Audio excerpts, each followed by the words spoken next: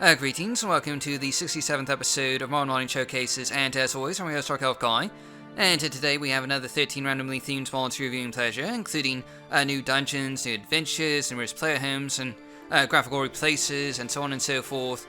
As always, you'll find a list of timestamps to jump to each mod down in the video description below, along with download links for each mod that we'll be taking a look at here today, including compatibility and mod conflict information, and all that. So with that out of the way, let's go ahead and get started with our popular mod of the week, Hlaalu Retexture version 2.5 and Balmora and Saran Alterations by Lougian. And now, truth be told, this is the second time we showcase this mod.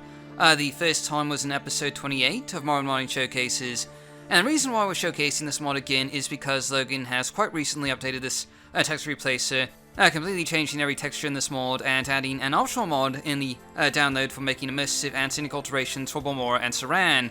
This latest update happened in October of 2017, and since so much has been changed, you really can't even call this the same mod that we showcased 2 years ago in episode 28, because really nothing is the same.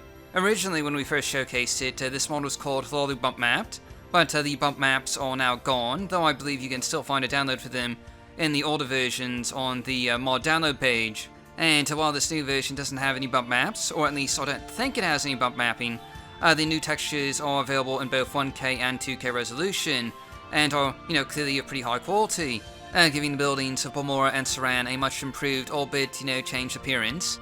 Indeed, these textures, sort of give Balmora and Saran the feel and style of, well, desert buildings, which is a bit different from vanilla Morrowind. And in addition, you'll notice that the alterations file included with Hlaalu Retexture adds multicolored awnings and overhangs to the buildings of Balmora here, as well as special drinking wells for drawing water, and these are new models that Lougian made, I believe. And you'll even notice that the hillsides around Balmora have more cliff faces, giving the city a decidedly, sort of canyon sort of vibe, as if in the middle of a dry valley or something. And other minor changes here include new walls around the temple district, new gates here and there, and just overall a vastly changed appearance of the capital of Great House Hlaalu on Vvardenfell, which is certainly, quite scenic looking, if I do say so myself. It's really a bit of a shame that I didn't know about this update of this mod before, because it would have been nice to include this in our Balmora expansion and overhaul showcases video back in November. But, oh well. In any event, the city has been vastly changed, and while this might not appeal to everyone, I do think it's a pretty cool and unique take on Balmora, and again, it's just very scenic and nice looking. And real quick, we're going to check out an interior here, just to show off the interior textures for Hlaalu Retexture version 2.5. And I don't know that these have had quite as much of a change over the Hlaalu Bump Mapped counterparts, but again, everything looks quite nice, and these textures really have a great high-resolution appearance. And, an excellent alternative if they're still looking for the ideal Hlaalu Retexture for this game, I would certainly recommend checking it out. For our house mod of the week this week, we have a Balmora Cave Dwelling, Morrowind Rebirth compatible by Ash Poet. And as you might expect, this mod adds a new player home to the city of Balmora, right between the upper class district and the temple, with a little Velothi-style entrance that leads into a sort of cavern home. And going right on inside, right away you can tell that this is just a really nice and atmospheric abode, a bit cozy in terms of size, but well finished, with a little study area that includes some alchemical equipment, a few bookshelves for displaying items, a sort of kitchen-like area with an open fire pit and all that, and of course a bedroom towards the back here. And all this is just bathed in this atmospheric blue lighting that just adds a certain charm to this cozy little home. And it should be noted that, much as the name would imply, this house mod is fully compatible with Morrowind Rebirth. Though having said that, it does have a minor conflict with another mod that we'll be taking a look at here in just a bit, but that's a minor detail. And if you're looking for a cozy little home that works with Morrowind Rebirth and Balmora, this is certainly one to check out. This week's gameplay mod of the week is Personal Effects by R0. And this is really a fairly small and a fairly straightforward mod. It simply adds some personal effects for your character, that is to say, some random items from your previous life before arriving on Vvardenfell, for you to find once you've cleared through the whole census and excise office process and all that. And the items you get are based on the class you choose during character generation. So if, for example, you chose to be a Knight Star class, you'll find some basic heavy armor, a sword, and some potions for you to use. And this is obviously really low-level equipment, but it's both a balanced and lore-friendly mod that mainly gives you a few useful items right away. And another example is if you choose to be a mage, you'll get some alchemical equipment, again very basic, a robe and some potions, Or if you're a thief, you might get some valuable loot and some lockpicks and the like, so you can make some pretty easy money right away, with presumably what is, stolen goods that you managed to get from your previous life and all that. And again, this is just a simple and straightforward mod that just adds a little miss of detail to the character generation process, and it's certainly worth playing for yourself. And next up, we have our Dungeon Mod of the Week, and this week we have Hlaalu's Ancestral Tomb, expanded by Ramirez, aka Flash 3193. And now this is quite simply an overhaul and expansion mod for one of the game's vanilla dungeons, the Hlaalu's Ancestral Tomb, and no, I have no idea if I'm pronouncing that correctly or not, which was originally one of the Velocity tombs where you'd find one of those rare artifacts that are just, scattered around Morrowind. But much like with, other vanilla game dungeons, despite having such a rare and powerful artifact within it, the dungeon as a whole was fairly short and straightforward. And with this mod, the dungeon has been expanded with 2 additional new areas, as well as a separate dungeon interior cell to fight through, including new undead creatures and even a new weapon hidden somewhere in the rooms and corridors here. And while this expansion more than doubles the size of this Velocity tomb, the dungeon here is still a bit on the small side, so we're going to, keep this showcase a bit on the short side as well to avoid spoiling too much. Still, needless to say though, this is a nice, simple, and lore-friendly expansion of a vanilla game dungeon with perhaps 20 or so minutes of new content. And, since this is one of the more overlooked vanilla dungeons out there, it's unlikely to conflict with anything, and is certainly worth checking out. For items of the week this week, we have Alabaster Potion Replacer by Rubberman, and this isn't strictly speaking a new items mod, but rather, as the name would imply, a model and texture replacer for the various potions of Morrowind. We sort of have an excess number of new model and texture mods that we need to, get around to showcasing, so for all intents and purposes, this is close enough to count as an items mod, I should think. And anyway, this mod really gives the potions of Morrowind a completely new look, with some rather, fancy ceramic designs and shapes that certainly do stand out quite a bit. And not only does this mod replace the models and textures here, but also replaces the potion icons, as seen in the inventory screen here. And just taking a closer look at these new potion replaces, you can see a bunch of them here, and they're really, fairly detailed, with decorative designs on them, somewhat enhanced by the white alabaster color of the potions themselves, with a bit of purple mixed in with these magic symbols, and, a nice sort of gold trim. Now, obviously, this replacer won't suit everyone, but personally, I have to say these potions look pretty great to me, and it's certainly a nice alternative for those looking for a different, not exactly vanilla-style potion replacer out there. And this week's quest mod of the week is Bloodwind by Matthew the Bagel, and yes, we've showcased this mod before, more than once in fact. This is the 3rd time we've showcased Bloodwind, thanks to the fact that episode 67 was delayed for over 2 months. Bloodwind was first showcased in our top 10 mods of 2017 video, and also in our mod of the month video for December. Still, this is a pretty good quest and dungeon mod, and if you haven't checked it out already, mayhaps the 3rd time of showcasing it will, finally convince you. But moving on with the showcase here, this one starts outside of Hlaalu, where you'll find yourself getting into a fight with a band of Red Guard pirates, and after you've killed them, you'll find a note that leads you to a mysterious cave outside of Caldera, where you'll again have to fight through some bandits who are guarding the entrance here. And really this is, more of a dungeon mod than it is a quest mod, since the main content here is a fairly large dungeon complex that you'll have to explore and fight through, though there's obviously more than a few questing elements, including a main quest to solve the mystery of these buried Imperial Fort ruins here, and also a few side quests you can do to help out the various slaves that have been trapped along the corridors and caverns here. And yes, I know, we're sort of just retreading over old material here. We've covered this mod so many times already, and hopefully you guys aren't bored of me talking about it yet, because there's just a few more things to cover here. Now, as I've said countless times before, Bloodwind is a sort of, a D&D style dungeon romp, with lots of chambers and corridors, some more detailed with various bits of clutter and loot than, some of the other ones. And there's clearly some environmental storytelling going on here, with what happened to the original inhabitants and all that.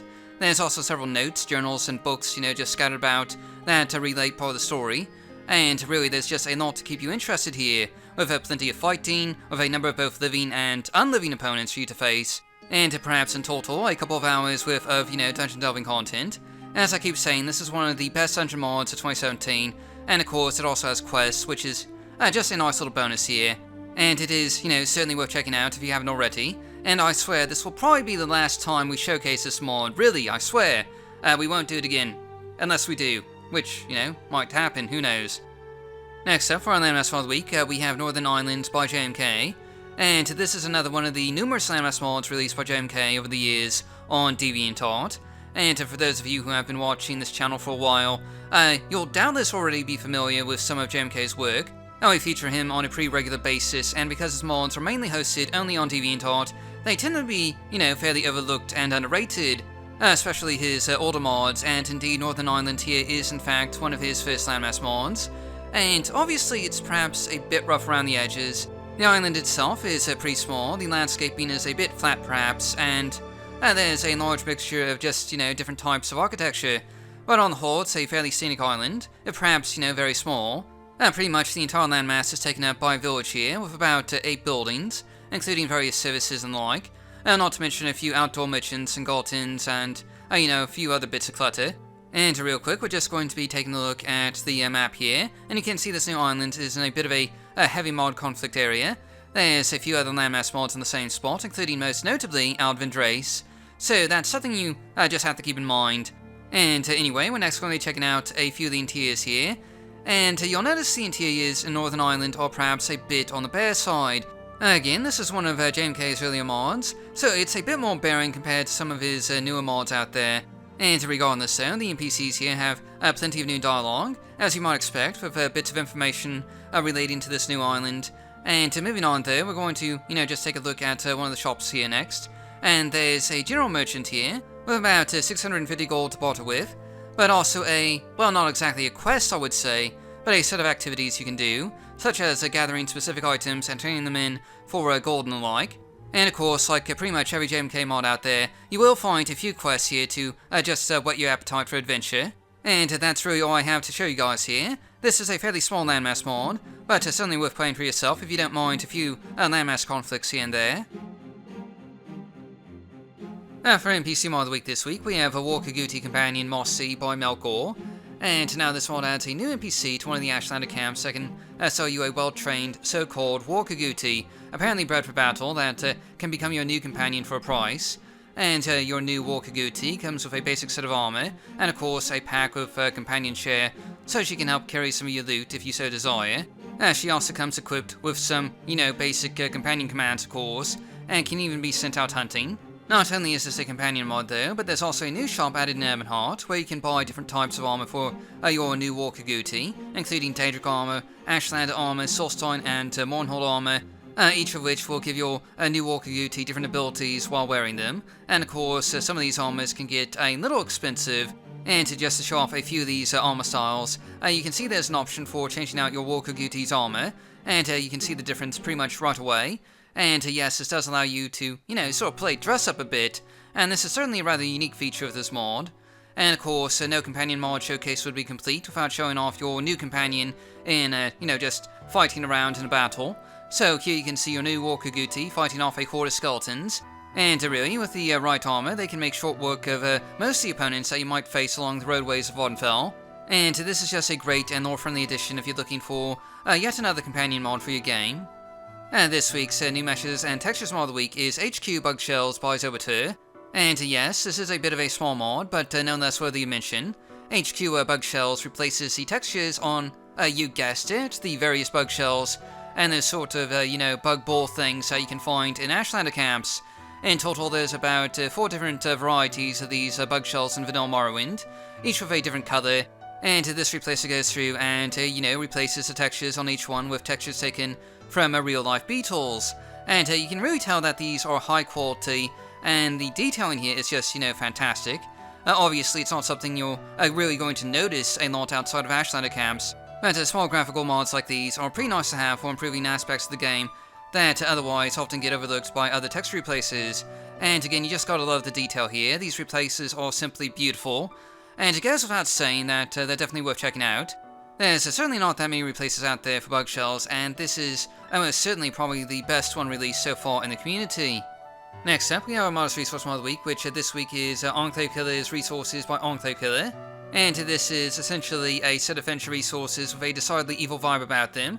I believe they're officially called the Cannibal Furniture Pack, and you can kind of see why. It's basically a complete furniture set that incorporates various bones, bits of human skin, and skulls into the design of otherwise almost normal looking furniture, including bookshelves, tables, chairs, closets, benches, and quite a large variety of beds. There we'll only be taking a look at one of those beds here. There's something like 15 different versions of these sort of necromancer-style beds with bones used to decorate them. And really, a lot of this is just common furniture that's seen a slight facelift, though you'll notice bloodstains on some of the items here. And there's options in this resource pack for both bloody and unbloody types of furniture for the most part. And this strikes me as a pretty good furniture resource pack for those looking to build a necromancer's lair. And indeed, I'm using this furniture in one of my own necromancer caves for this video here. And if that's something you're, working on or planning to work on, you might want to, just give these resources a try. For our underrated mod of the week this week, we have the Brewmaster by Morrowind. And now this is a fairly simple but pretty neat little addition to the game world of Morrowind. It simply adds a way to brew your own drinks. And to find out how, you can simply talk to any innkeeper about a little secret, and if they like you enough, they might, tell you where you can find a brewmaster. And once you do find this brewmaster, you'll find he has some sort of a brewing device with him that allows you to convert certain ingredients to booze, depending on your alchemical skill and all that. And he also sells various types of, glass bottles and all that. And this is important since in order to brew any of the local drinks, you're going to need something to put the fluids into. So there's now a pretty good reason for going around Morrowind and just, collecting all the glass bottles you can, since you can now actually use them. Otherwise, in order to brew any particular beverage, you'll need to have the ingredients for them, like cranberry, and this mostly follows in-game dialogue with, regards to what drinks are made of what. So this is a perfectly lore-friendly and immersive mod, and if you have all the right ingredients and a high enough skill in alchemy, you might be able to brew one of the local drinks, which will simply show up in your inventory, just like in regular alchemy. And this is just a fun and simple low gameplay mod that makes use of an otherwise overlooked portion of the game, and it should be pretty much, compatible with just about everything out there, so you might want to consider giving it a try. This week's Blast from the Past mod of the week is none other than Asgard by Grumpy. Perhaps one of the crowning achievements of the famed modding legend Grumpy. Asgard was released back in 2004, about a year before Grumpy himself died tragically in 2005, and it's commonly considered to be one of the best house mods from Morrowind, though you perhaps wouldn't realise it just from the exterior here. Asgard is a Velothi-style home built into the hillside outside Balmora here, and yes, it does have fairly extensive landscape editing, so it will conflict with both Morrowind Rebirth and that Balmora cave dwelling home that we looked at earlier today. That said though, it does have some pretty, just fantastic views of Balmora, and you also note that this home comes with a couple of NPC companions, like this one here, and these of course come fully equipped with Grumpy's famous companion scripting with a ton of various combat and follow commands. And this is a bit off topic, but it should be noted anyway, that Grumpy's companion scripting is still the standard by which we judge companion mods to this day. But anyway, just heading on inside here, this is where Asgard really shows off just how impressive and epic of a house mod it truly is, with a massive grand entry hall, including waterfalls, gultons, numerous open-air pillars and walkways, not to mention a giant central pool where you can just, go for a bath or, go for a swim or what have you. And while this area is perhaps a bit light on detailing, it's still quite scenic. And the pillars and columns here are used to their full advantage to create a sort of grand atmosphere. And to just quickly jumping over to the far side of the pool chambers here, you can just, kind of appreciate how large these rooms are. There's certainly plenty of room in here for a number of NPC companions or servants or what have you.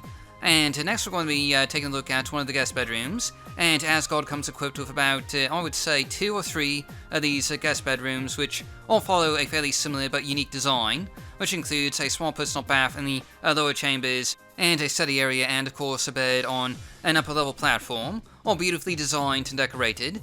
And of course, where there's guest bedrooms, there's also a master bedroom for yourself, which is fairly massive and definitely a bit on the grand side in terms of appearance.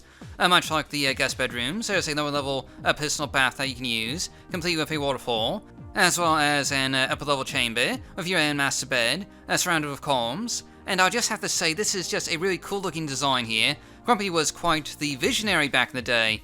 But anyway, there's also a small closet and dressing area over here to the side, where you can store clothing, and there's actually 2 of these, little closet-like spaces, including a few pre-decorated areas with just a bit of clothing strewn around. But also, there's some space set aside for you to decorate yourself if you so desire. And unlike any good house mod, Asgard of course comes with a display and storage hall, including a number of counters and shelving units for displaying items, as well as closets, chests, and other various containers for storing excess loot. And there's also some armored display mannequins towards the back here as well.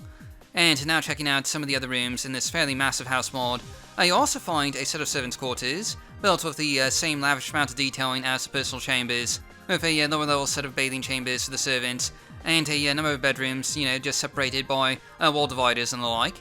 And it should be noted that most of the servants do have just a little bit of unique dialogue as well, and not to mention companion share. But moving on to another room here, there's a pretty large library in this manor as well, which is sort of combined with a lounge area including a cozy and warm fireplace, and a number of chairs and tables that you can just, sit at and relax with a book. And indeed, many of the bookshelves here already have a scattering of books, though there's still some space to add your own if you so desire. And in addition to a library, there's also a quite simply absurdly large dining room, with a central banquet table with a number of chairs for guests and company, surrounded by water and various, scenic little waterfalls along the wall here. And again, I just have to say, I love everything about this design here, including the kitchens, which are surprisingly larger than the dining room itself, with ovens for cooking food, preparation tables, lots of storage for various foodstuffs, and a couple of servants that can prepare your meals for you and all that. But this is by no means everything, for you'll also find a rather extensive cavern complex located underneath your new home, with, a rather atmospheric and detailed cavern tunnels and chambers for you to explore, including some just, scenic little nooks with waterfalls or mushrooms or crystals and diamonds and all that, but also some larger, hidden away areas, as you can see here, such as a training room that you'll find deep in this cavern complex, and even a custom-built bedroom made out of what appears to be mining platforms, which again just really exhibits the creative designs of Grumpy. And there's even some truly massive caverns in here, but I don't want to spoil everything, so we'll be stopping a bit short of checking out everything Asgard has to offer. It goes without saying though that there's a reason why Asgard is considered one of the truly great house mods. From the massive convenience features it provides to the just beautiful and scenic design of this Velothi style manor, there's a lot to like here, and I would highly recommend playing it for yourself.